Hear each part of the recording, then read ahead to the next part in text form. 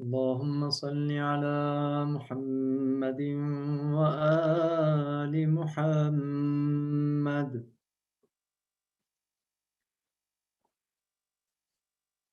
أعوذ بالله من الشيطان الرجيم. بسم الله الرحمن الرحيم.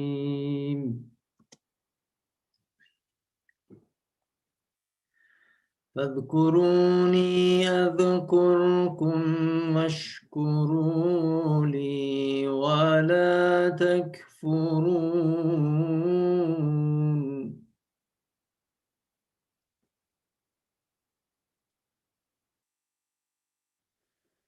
يا أيها الذين آمنوا استعينوا بالصبر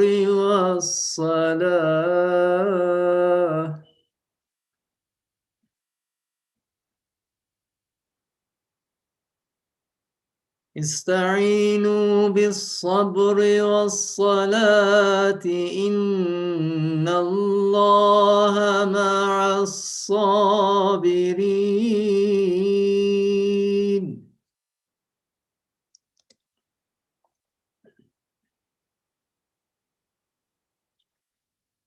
ولا تقولوا لمن يقتل في سبيل الله أموات،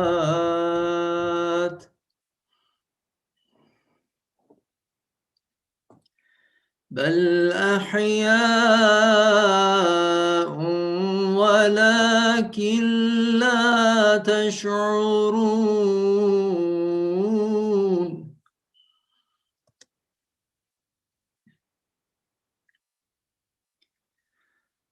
ولنبلونكم بشيء من الخوف والجوع ونقص من الأموال والأنفس والثمرات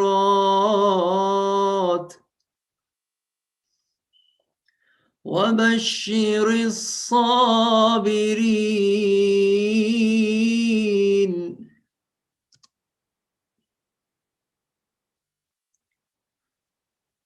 الذين إذا أصابتهم مصيبة قالوا إنا لله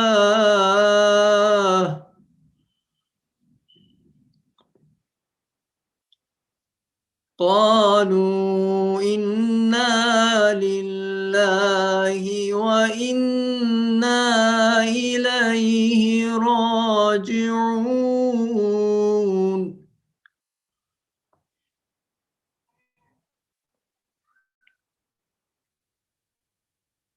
أولئك عليهم صلوات من ربهم ورحمة وأولئك هم المهتدون.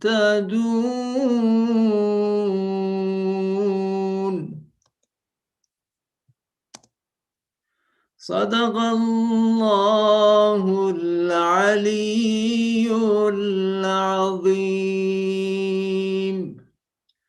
اللهم صل على محمد وآل محمد وعجل فرجهم.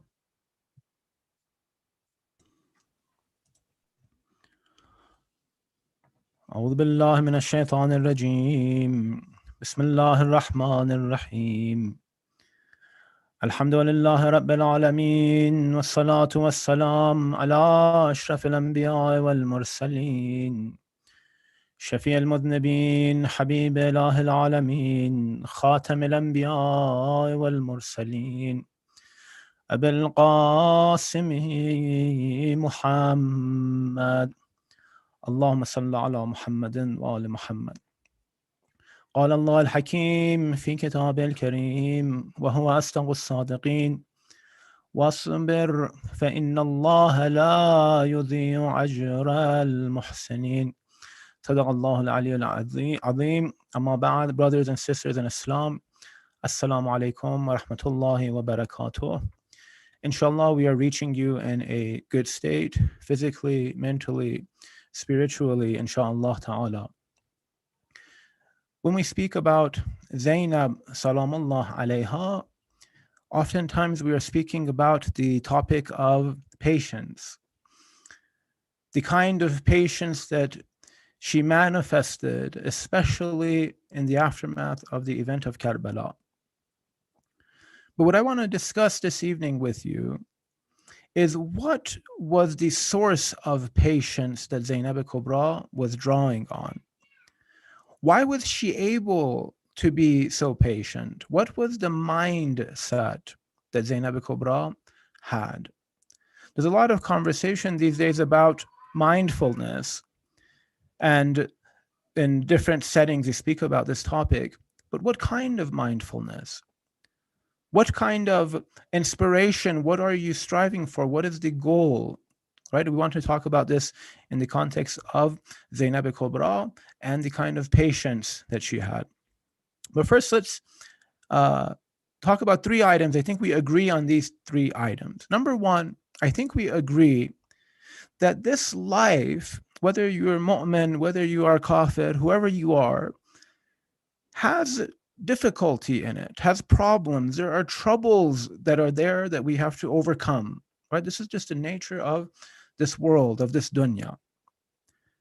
The second item I think we agree on is that one of the items in our toolbox, in the arsenal that we can use to overcome these difficulties is sabr, is patience.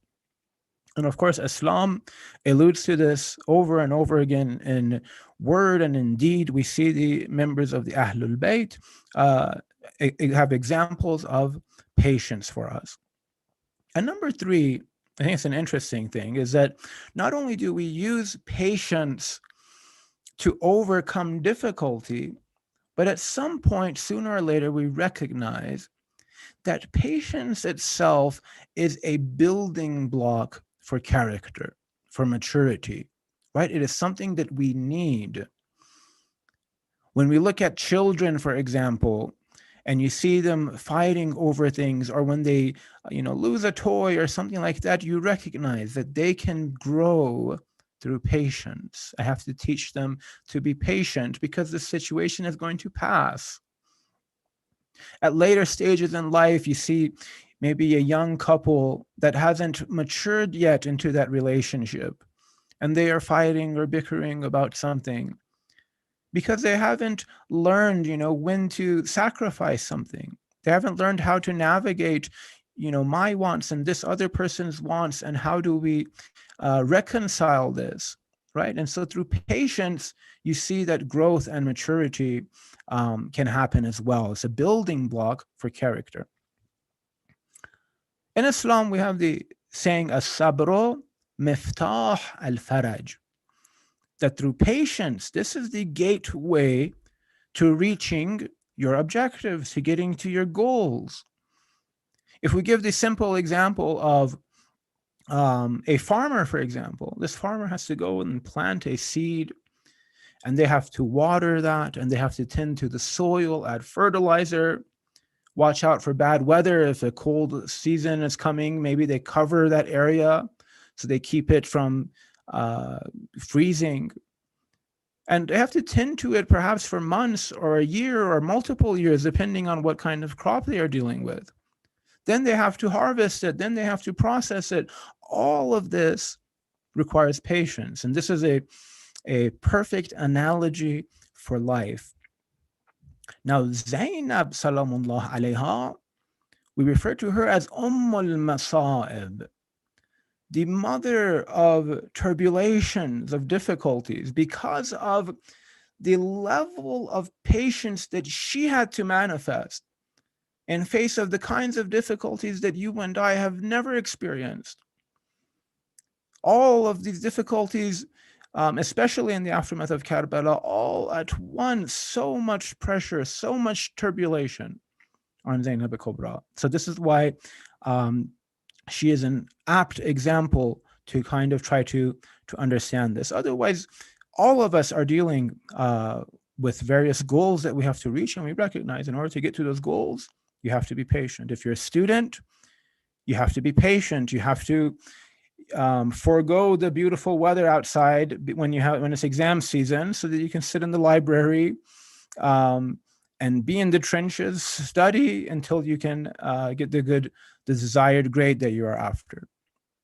If you want to start a business or work on the business, whatever it is that you're doing, you recognize that you have to have patience in order to make that happen. Now, there's two kinds of difficulties that I think we have to get out of the way, discuss these two different kinds of difficulties when we are talking about, Zainab al-Kubra salamullah alayha, and what kind of difficulties that she was patient in the eyes of.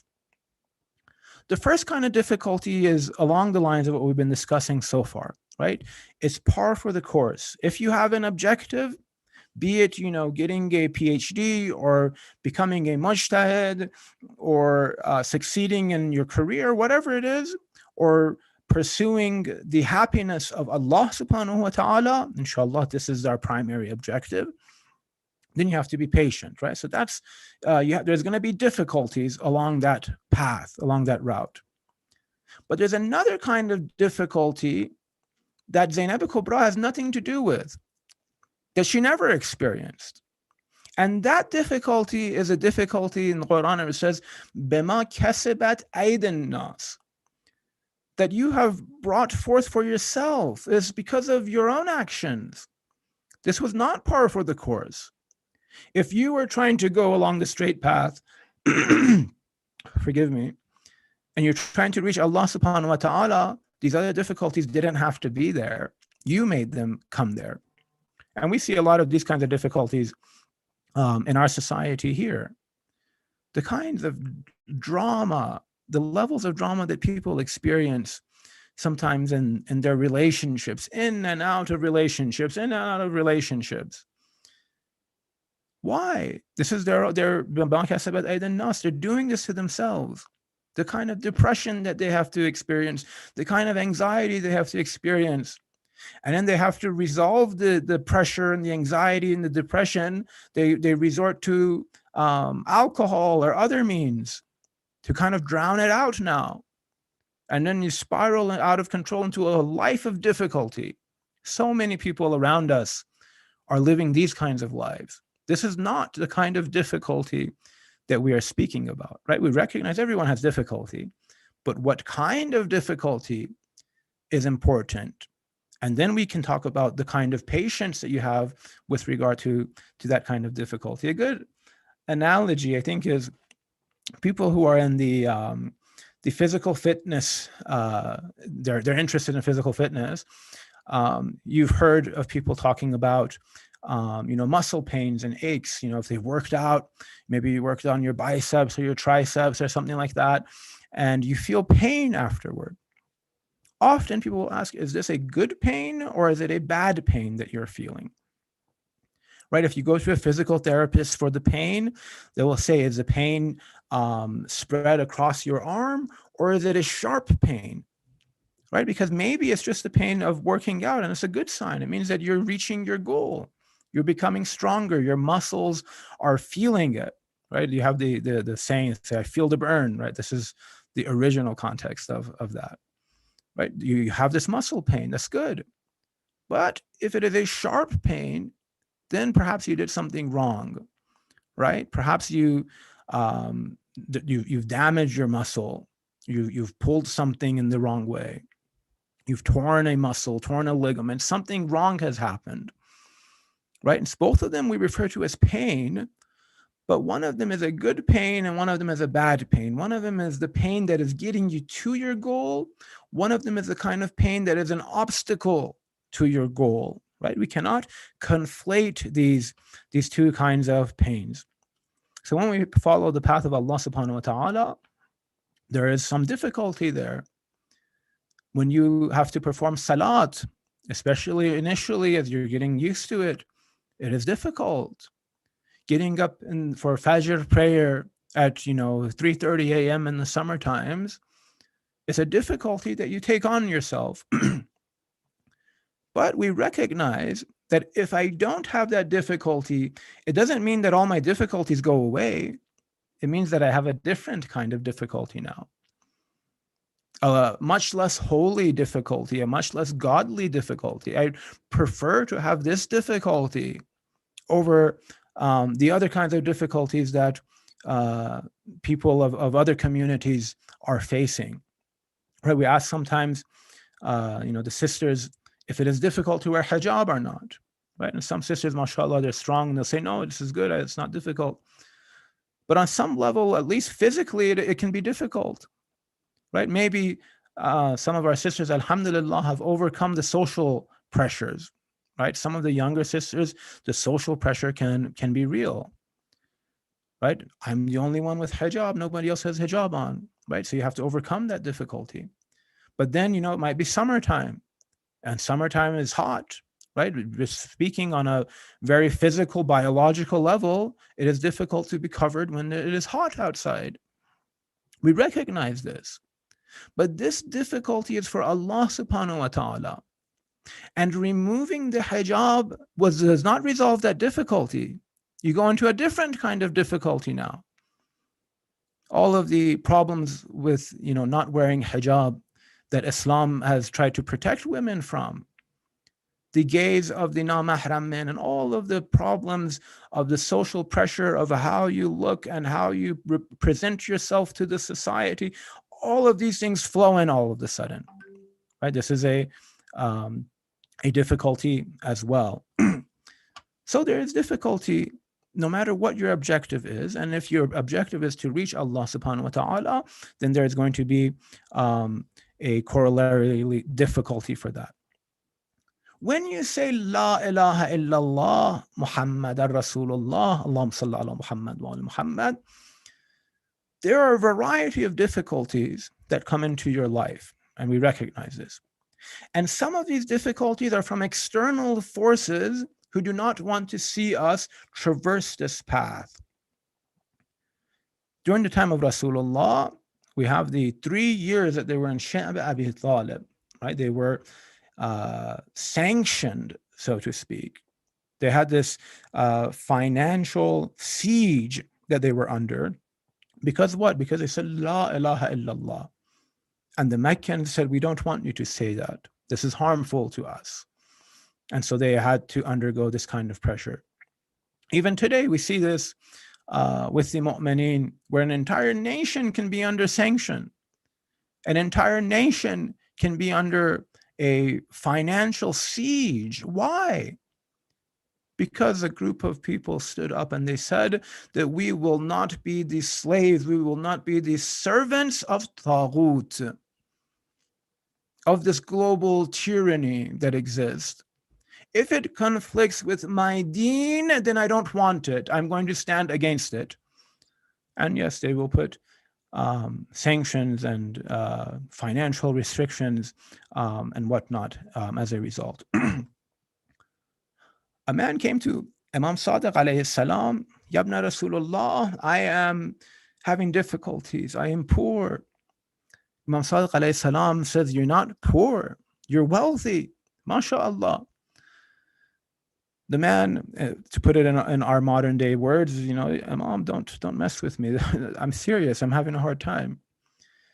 The Imam, again, he replies to him. He says, no, you are wealthy.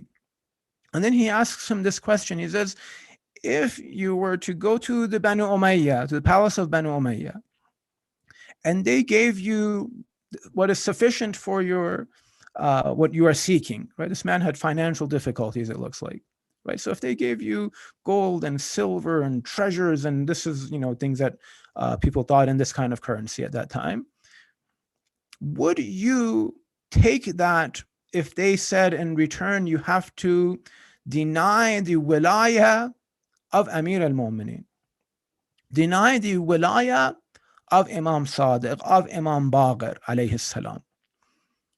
And this man, he says, Yabna Rasulullah, may my life be sacrificed for you. Of course not. Why would I trade this for that? And then Imam Sadiq says, this is what I mean.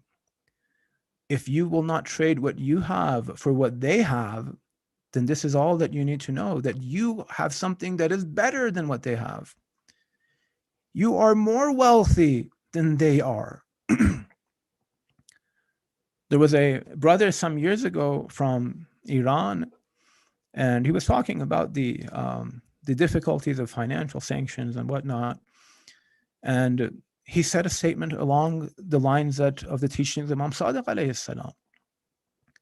He said, if it is required for us to follow them, if it is required for us to forego the values of the Islamic revolution, to no longer stand beside the oppressed and to start supporting the oppressor, if that is what's required, then we don't want it. What we have is better than what they are offering us. Allahu Akbar. Right? So this is the kind of patience that we learn from the maktab of Ahlul Bayt. Allahumma salli ala Muhammad wa ala Muhammad. So with the example of Zainab Kubra, salamullah alayha, who is coming from this maktab and who is going to manifest these values in the most excellent way, we can see that there are three items, three types of mindset. Right? We said we're going to talk about her mindset. The kind of mindset that she has, there's three items I want to point to tonight that we can say this is why Zainab Kubra was able to become al-Masa'ib, to have all of these difficulties and succeed through this route of patience that she is so well known for. The Quran says, وَبَشِّرِ الصَّابِرِينَ الَّذِينَ إِذَا أَصَابَتْهُمْ مُصِيبَةٌ قَالُوا إِنَّا لِلَّهِ وَإِنَّا إِلَيْهِ رَاجِعُونَ. When the Quran is saying, give glad tidings to those people who are patient. Those people who, when tribulation falls upon them, when difficulty falls upon them, they remind themselves, they say, I came from Allah, we came from Allah, and to Allah is our return. Right? This is a general mindset that they have. This is where we are going. These things are small in our eyes. So the first item that we see in the personality of Zainab, that Zainab had this mindset that she was able to use, tap into to get through the difficulties, is that she recognized that she is engaged in a transaction with Allah subhanahu wa ta'ala. That she's making a deal with Allah subhanahu wa ta'ala and with nobody else. It was foremost Allah that she saw. When you and I, if we face an enemy, oftentimes it's difficult to see anything beyond that enemy. You see the person in front of you, you know that this is the person you have to fight, and this is what is in your imagination, is this engagement with this other person. Zainab Kubra saw Allah subhanahu wa ta'ala. All these other people, Ibn Ziyad and these Ibn Marjana, these people were small to her. Her transaction is with Allah subhanahu wa ta'ala. One analogy that I heard a scholar give, I don't know if it's the best analogy or most appropriate analogy, but I think it gets the point across. He was speaking of a tattoo parlor. The tattoo parlor said that, somebody came to me and he wanted to get the tattoo of a lion on his shoulder. Now, inshallah, none of us are in any rush to get a tattoo of a lion on our shoulder anytime soon, inshallah. But just for analogy's sake. So he's giving the tattoo, the tattoo, you have the needle and you have the ink and you have to give the tattoo to the person. And he has the picture, the image of the lion. And so he starts to do the tattoo, and it's a painful process. So as soon as he starts, this man, he reacts to it. Whoa, this really hurt. You're hurting my arm. What was that? What are you trying to tattoo? And the tattoo guy, he says, I was doing the mane of the lion. Right? This is in the picture. So this guy, he thinks, he's like, you know what? Maybe this lion doesn't have a mane. If it's going to hurt that much and the mane is big, so there's a lot of inking to do in there, maybe this lion doesn't have a mane. The tattoo guy says, okay, it's your money, your choice. We won't put a mane. Maybe we'll call it a lioness instead. So he starts to do the tattoo. He starts from the tail area this time. And the guy, again, he reacts. What are you doing? He says, I'm tattooing the tail. He says, well, maybe, the tail is folded around the side of the lion, so we don't need to see it. Let's skip the tail too. So now the guy moves on to do the torso, the body of the lion. And the guy, he reacts again. And the tattoo guy, he tosses his stuff to the floor. He's like, you know what? You're hopeless. I can't give you the lion tattoo if you're not willing to go through the process of getting the tattoo. Now, tattoo is not within the line of business that we're engaged in, inshallah. But when we have an objective, we have to see what is it that I have to do to get to that objective. When I make dua, oh Allah, resurrect me with Amir al-Mu'minin alayhi salam.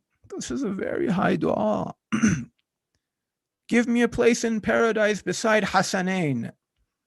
Resurrect me with the Shuhada, the Siddiqeen, the Abrar, all of these kind of prayers that we do. Well, what is the transaction that you are engaged in that you will receive this in return for? Or are we like the lion tattoo guy who never got the tattoo because he didn't want to undergo that process, right? It's not the best analogy, but I think it gets the point across, right? So Zainab has the mindset that I am transacting with Allah subhanahu wa ta'ala, number one. Allah subhanahu wa ta'ala says, La tukhliful mi'ad. He doesn't go against his promise. So when Allah gives us these promises of the hereafter or of the liqa, of meeting him, he's not going to go against that promise. Inna wa'adallahi haqqun. Allah's promise is true. And Zainab believes this. She understands this. So this is the first item. She's in a transaction with Allah subhanahu wa ta'ala. That mindset alone, it makes it very easy to be patient if you can maintain that understanding, that mindset. So when we ask, how is it that somebody could witness how she witnessed what happened to Abu Abdullah al-Hussein? 18 of the mahram men around her became shaheed in one day. 18 of the closest men to her. We're talking about her brothers, her nephews, her 2 sons. She loses all of them. Then she becomes captive. She's taking captivity in difficult conditions. Now as a captive, they are traveling to distant places. Imagine that.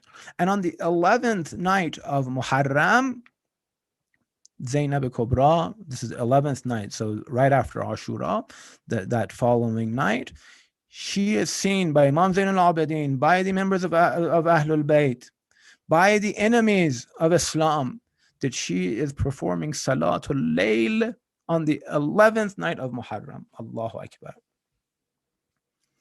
This is a mountain of patience. A mountain of patience that she's capable of doing something like this. So number one is transaction with Allah subhanahu wa ta'ala. Number two, Zainab understood that now she has a mission to defeat her enemy.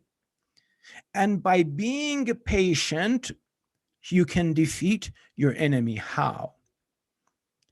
You know that in the majlis that Yazid la'natullah alayh had, and Zainab gave that eloquent talk. Not that she was invited to speak. They didn't, roll the microphone in front of her and it's your turn, as the keynote speaker. No, she just started speaking. And everyone fell silent. They saw Zainab speaking. Everyone fell silent. It wasn't part of the program. And after she says all of those eloquent speech, as the daughter of Amir al-Mu'minin, she has a speech, the climate starts to shift. People are saying, what happened in Karbala? They're telling us that there's some foreign invaders that were coming, but now we're learning this is the grandson of Rasulullah. What on earth has just occurred? Zainab is changing the climate to the point where Yazid, la'anatullah alayh, he gets up And he says, may Allah curse Ibn Marjana.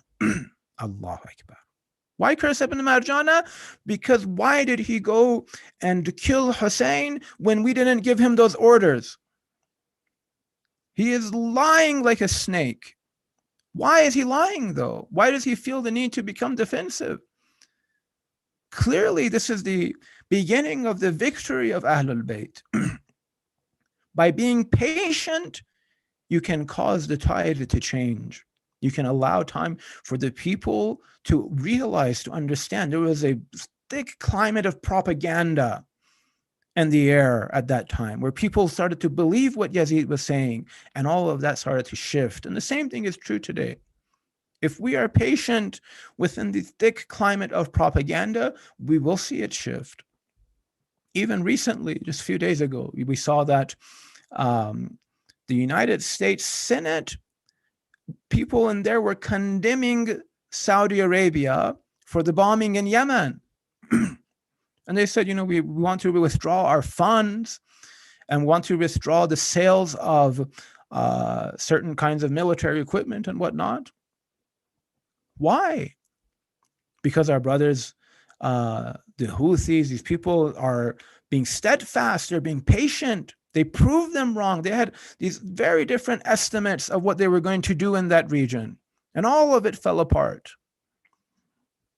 And now it's the same as Yazid cursing Ibn Marjana, right? You have some senator, some Congress guy come and say, bin Salman in Saudi Arabia is a murderer.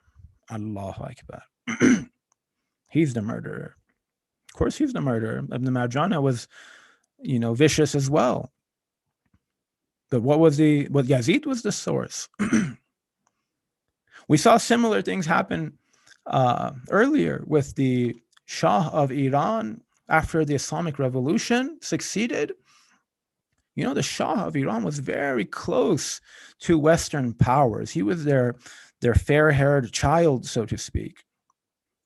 Very cozy with everybody. If you go to Disney World, you will see on the placards at the gate of Disney, there is a tribute to the Shah of Iran for the generous financial contribution to building Disney. Right? These are the kinds of, they had their elite clubs, and these were the kinds of people he was around. But after the revolution succeeded, and he wanted to come to the United States, we had people here talking, maybe that's bad PR. Because the people of Iran, we want to have influence with them. We want to be able to tell them stuff. And if we take in the guy that they're rejecting, well, that's not going to look so good. So this poor bastard, he has cancer, and he wants to come to the United States to his friends to be treated, and they're rejecting him. La ilaha illallah. وَبَشِّرِ الصَّابِرِينَ. Those people who are patient, they will see the results. They will see the victory. So number 2 is that Zainab recognizes that you can defeat your enemy through patience. She can turn this tide of propaganda through patience and by being steadfast, right? So number 1, whether it's a transaction with Allah subhanahu wa ta'ala, she recognizes. Number 2 is to defeat her enemy. She had a mission to accomplish. And number 3, and this is the last point we want to make this evening, is that Zainab al-Kubra recognizes and fully understands, right? We all know this is true, but we don't meditate on it enough. We don't fully understand it, that this life, brothers and sisters, is temporary. It is very temporary. It is very short. Abu Abdullah al-Hussein, alayhi salam, he has a conversation with his companions in Karbala. He says, Sabran ya bani al-kiram. Patience, oh sons of dignity, you dignified men, be patient. فَمَا الْمَوْتِ إِلَّا قَنْطَرَةٌ. For death is nothing but a bridge that will take you to the other side. It will take you to where it is that you want to go. It will take you to your destination. It's a bridge. So be patient. In a letter that Abu Abdullah al-Hussein writes to his brother Muhammad bin Hanafiya in Medina, in that letter he says, فَأَمَّا الدُّنْيَا, let me tell you about this dunya, my brother. كَأَنَّهَا لَمْ تَكُنْ, it is as if this world never was, as if it never existed. That's how insignificant it is. When you compare it to all of eternity, it is very insignificant. In the dua that we read during the month of Rajab, inshallah, we're reading it between after our salats, we say, Ya man yu'til kathira bil qalil. O you who grant a lot in return for very little. Allah wants to grant what? Allah wants to grant something that is eternal, that is going to be there for eternity. In return for what? In return for me being patient for a few decades in this place, maybe a few decades. Imagine if the prospect of life was, 3,000 years, 8,000 years. Maybe then you could say, patience is kind of difficult. All the difficulties of this life, Imagine if they said you're immortal. Then maybe you have a good excuse to not be patient. I don't know. But a few decades. Zainab al-Kubra knows this. She understands this, that this life is transient, it will pass. And in the words of Imam Hussein alayhi salam, كَأَنَّهَا لَمْ تَكُنْ, it is as if it never even existed. That's how insignificant it is. Let us take our hearts to Talla Zainabiyya and think of the sight that Zainab al-Kubra salamullah alayha was witnessing. Imagine Lady Zainab standing atop this hill. Those of you who've been to Karbala have seen the small structure adjacent to the Haram of Hussein. Zainab was standing there and she witnessed Hussein fall to the ground. She witnessed the soldiers gathering round him, approaching Hussein on the ground. But what is Zainab thinking? Who is Zainab speaking to in these moments? Perhaps Zainab is speaking to her grandfather, Rasulullah. Perhaps she is saying, "Oh Rasulullah, remember when Hussein was only 5 or 6 years old, when he entered the masjid and you were giving a talk from the member, from the pulpit, and then you noticed Hussein, this 5-year-old, slip and trip and he fell onto the ground. Oh Rasulullah, remember how it broke your heart to see him lying on his face. Oh Rasulullah, remember when you came down, rushed out from the member, you forgo your lecture and you ran toward Hussein. When you picked him up and comforted him, when you said, Hussein, I can't bear the sight of you falling to the ground. Then you checked his legs to see if he'd been bruised or hurt in any way. Oh Rasulullah, Zainab is saying this as she is watching Hussein in Karbala. May Allah give her patience for what she is seeing. Oh Rasulullah, your Hussein has fallen to the ground again.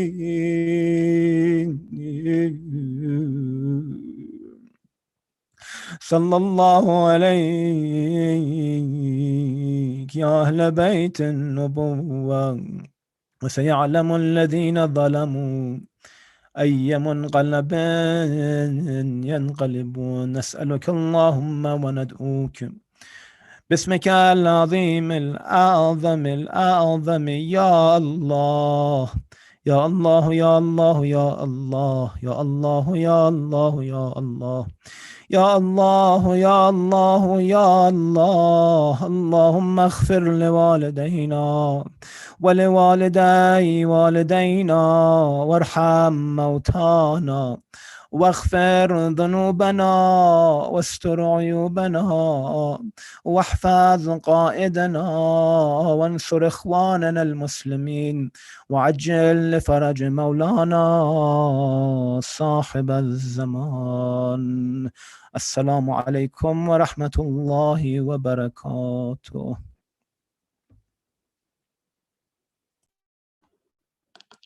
یا حسین اے میرے بابا جان ہو رہی ہے اذان سر چھپاؤں کہاں اے میرے بابا جان ہو رہی ہے اذان سر چھپاؤں کہاں مجمع عام میں بے وطن بے امان آ گیا کارواں اے میرے بابا جان ہو رہی ہے اذان سر چھپاؤں کہاں میں بھی ہوں مرضیہ بنت خیر النساء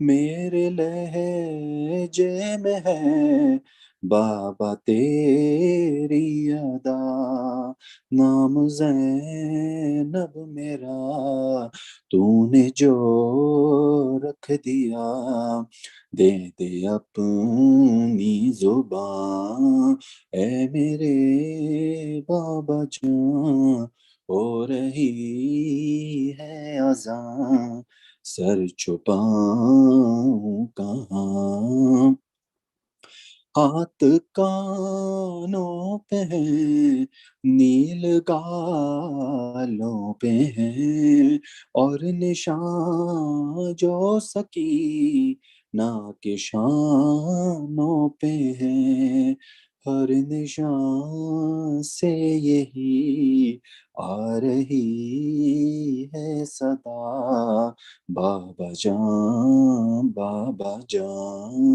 اے میرے بابا جان ہو رہی ہے اذان سر چھپاؤں کہاں بابا جان مردا مانگتی رہ گئی بام و در سج گئے جیتے جی مر گئی حلقہ شام میں نام سن کر میرا مر گیا ناتواں اے میرے بابا جان ہو رہی ہے اذان سر چھپاؤں کہاں شام عاشور سے شام کوفہ تلک میں نے مانگا نہیں ہے خراج فدک میری چادر سے ہے میری ماں کا سکون سن لے ظالم جہاں میرے بابا جان ہو رہی ہے اذان سر چھپاؤں کہاں مجمع عام میں بے وطن بے امان آ گیا کارواں اے میرے بابا جان ہو رہی ہے اذان سر چھپاؤں کہاں یا حسین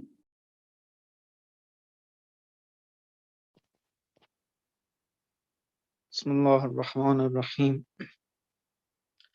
ای پیام آور خون شهدا یا زینب، با پیامت همه جا کرب و بلا یا زینب. ای نماز شب تو برد دل از چار امام، ای همه فاطمه هنگام دعا یا زینب. چه بیارم چه بگویم چه بخوانم به ثنا، که خدا زینت اب خواند تو را یا زینب. گوهر اشک تو و خون حسین ابن علی، هر دو بخشید به اسلام بقا یا زینب. سر آن سر خدا گرچه جدا هستن شد، نگهش از تو نگردید جدا یا زینب. سر آن سر خدا گرچه جدا هستن شد، نگهش از تو نگردید جدا یا زینب. از قفا چشم تو در مقتل و پیش نگهت شد جدا رأس حسین از قفا یا زینب. شد جدا رأس حسینت ز قفا یا زینب. از تو زیبنده بود ذکر تقبل منا، بر سر نعش امام شهدا یا زینب. مظهر صبر خدا خواستن جان از دست، تو شدی از دل او عقده گشا یا زینب. سعی تو با سر خونین برادر رفتن، مرو گودال و صفا تشن طلا یا زینب. در دل محمل خود چون دل خورشید بسوز، که حلالت شده انگشت نما یا زینب. از تو زیبد که بکوبی به دهان دشمن، مشت با غرش گفنت تو لقا یا زینب. پیش چشم تو به لبهای عزیز زهرا، به خدا چوب زدن نیست روا یا زینب. جز تو کی خوانده نماز شب خود بنشسته، دل شب گوشه ویران سرا یا زینب. ما روی تو چو از جور فلک نیلی شد، روی خورشید نشد تیره چرا یا زینب. خست بر اشک تو خندید ولی بر سر نی، گریه کردند برایت شهدا یا زینب. السلام علیکم یا زینب الصبور. سلام بر آن بانویی که سر برادرش رو بر جلوی چشماش بر سر نیزدن، اما فرمود ما رأیت الا جمیلا. سلام بر آن بانویی که آمد میان گودال، بدن بی سر برادر رو بر دست گرفت ناله زد اللهم تقبل منا هذا القلیل.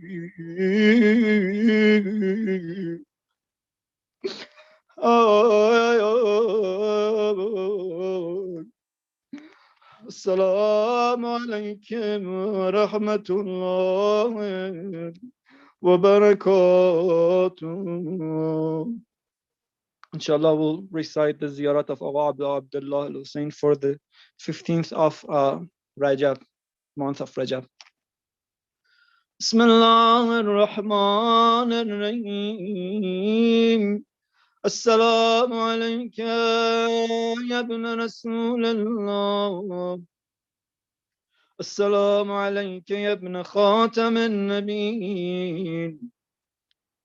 السلام عليك يا ابن سيد المرسلين. السلام عليك يا ابن سيد المسلمين. السلام عليك يا أبا عبد الله. السلام عليك يا حسين بن علي. السلام عليك يا ابن فاطمة سيدة نساء العالمين. السلام عليك يا ولي الله يا ابن مني. السلام عليك يا سفي الله وابن سفي. السلام عليك يا حجة الله وابن حجته. السلام عليك يا حبيب الله وابن حبيبه. السلام عليك يا سفير الله وابن سفيره. السلام عليك يا خازن الكتاب المستور.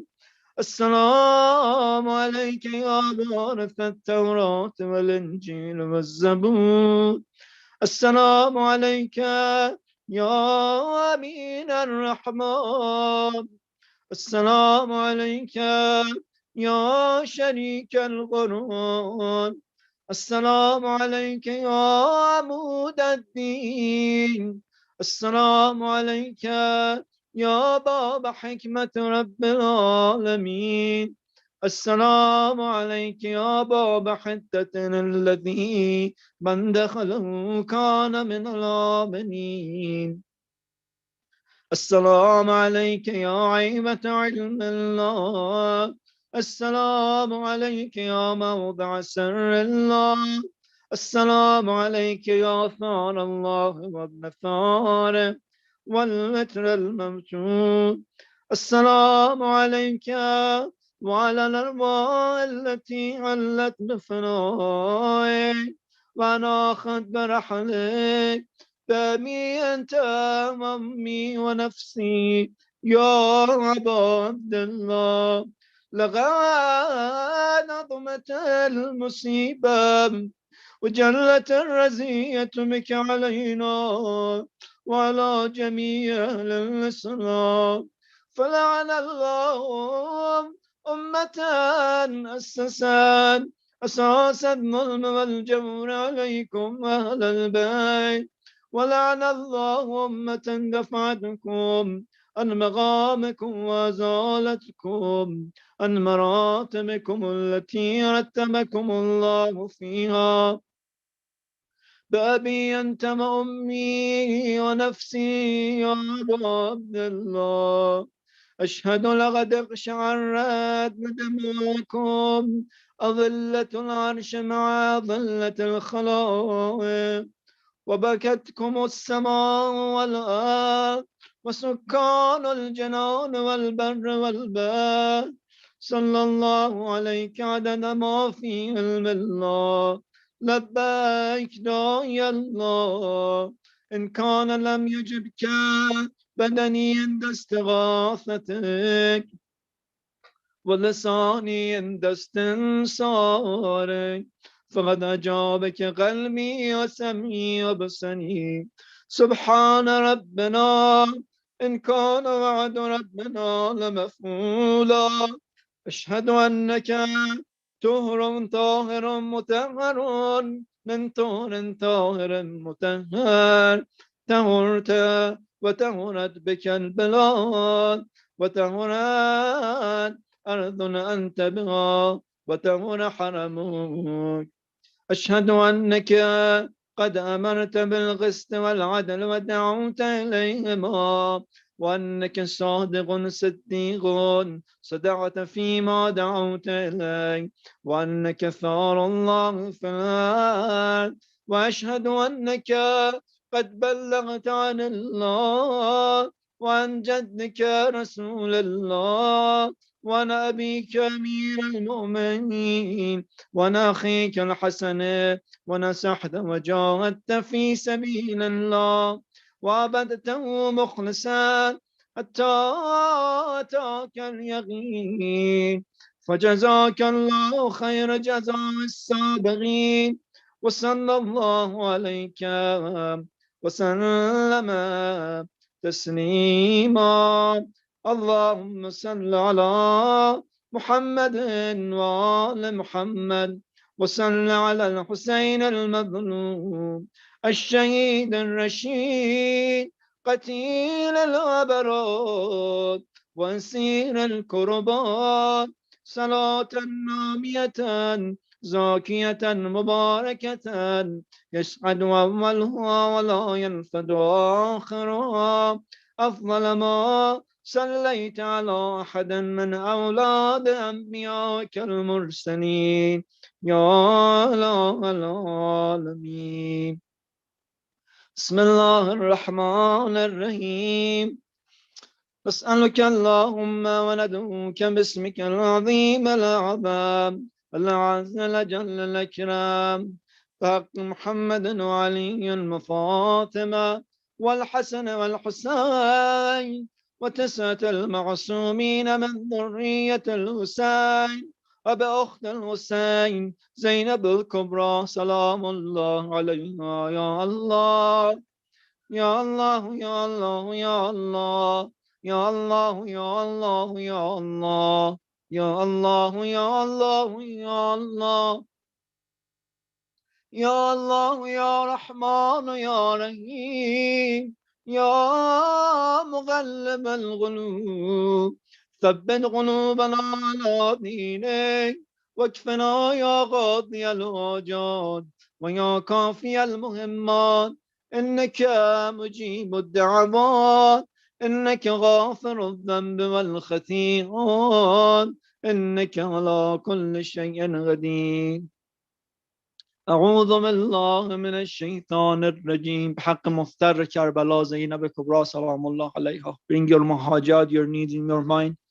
أعوذ بالله من الشيطان الرجيم من يجيب المضطر دعاه ويكشف السوء من يجيب المضطر دعاه ويكشف السوء من يجيب المضطر دعاه ويكشف السوء من يجيب مضطر دعاه ويكشف السوء أمن يجيب المضطر دعاه ويكشف السوء رحم الله من يقرأ الفاتحة مع الصلوات